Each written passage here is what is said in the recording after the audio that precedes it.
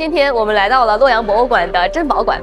接下来我将带大家去看一件藏在它其中的镇馆之宝。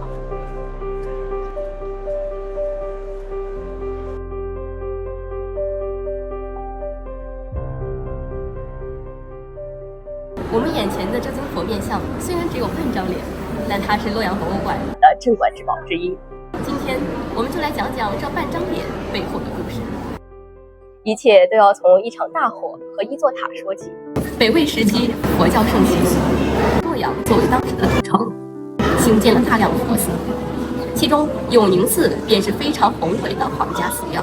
寺里曾经建有一座9层高的佛塔，专家推测相当于现在40多层楼的高度。但是不久之后，仅仅过了18年的时间，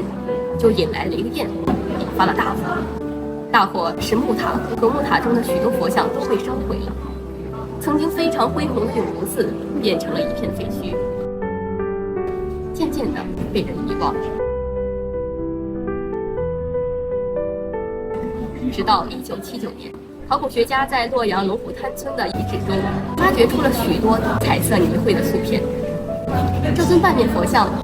就是在当时出土的。它原本是泥质的，可是正因为经过了那场大火的淬炼，